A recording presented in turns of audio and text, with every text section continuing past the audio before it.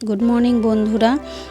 সুন্দরবন ভ্রমণের দ্বিতীয় দিনের ব্লগটা আমি এখন থেকে শুরু করছি। এখন হচ্ছে সকাল 6:30 মতন বাজে। 6টার মধ্যেই কিন্তু আমাদের রুমে চা বিস্কুট চলে গেছিলো।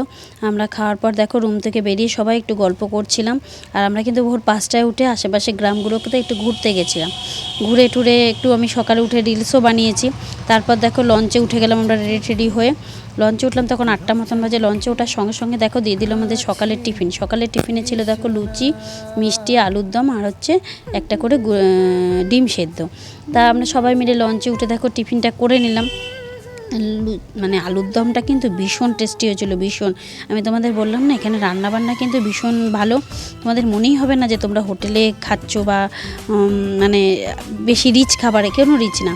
তারপর দেখো আমরা লঞ্চ এসে দাঁড়ালো হচ্ছে সুন্দরবন টাইগার সেভার যে টাওয়ারটা রয়েছে সেইখানে এসে দাঁড়ালো। আমরা আস্তে আস্তে লঞ্চ থেকে মানে সবাই নেমে পড়লাম। ধরে ধরেই নামাচ্ছিল, যেহেতু আমরা তো অভ্যস্ত না, আর সেভাবে আমরা ধরে ধরে নামিয়ে দিচ্ছিল সবাই।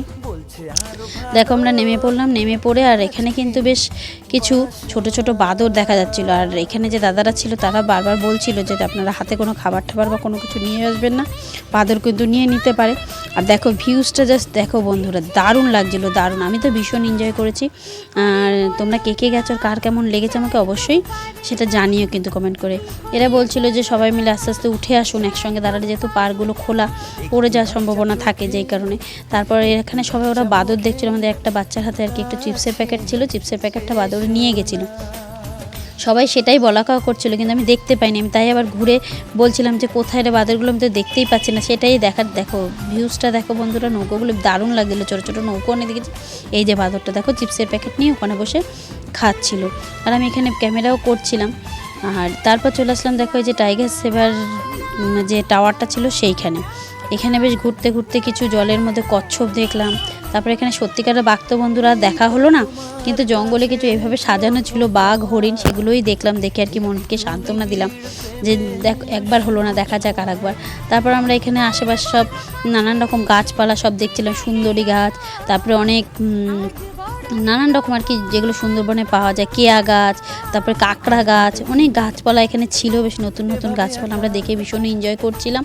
আর সবাই মিলে আর কি দেখছিলাম আর চারিদিকটা প্রাকৃতিক সৌন্দর্য অনুভব। এখানে কিছু ছোট ছোট বাঁদরও কিন্তু বেশ ছিল, সবাই আমরা সেই বাঁদরগুলোই দেখছিলাম। তারপর দেখো চলে আসলাম এই মানে একটা জল পুকুরের মতো, এখানে অনেক কচ্ছপ ছিল। যদিও কচ্ছপগুলো মানে একটু একটু করে মুখ তুলছিল ঠিকই, কিন্তু পুরোটা দেখা যায়নি।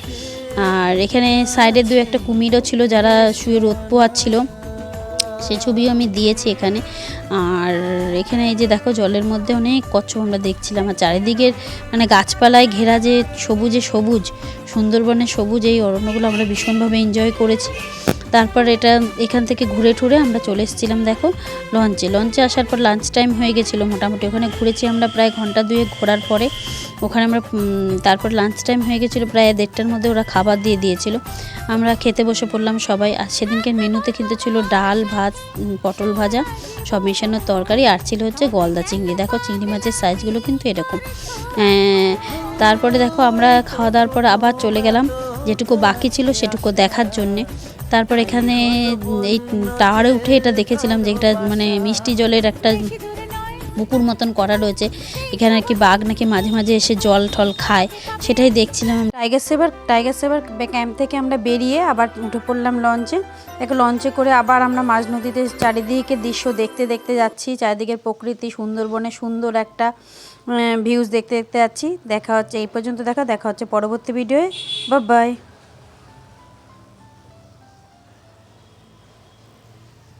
একটু লজ্জা চোখে একটু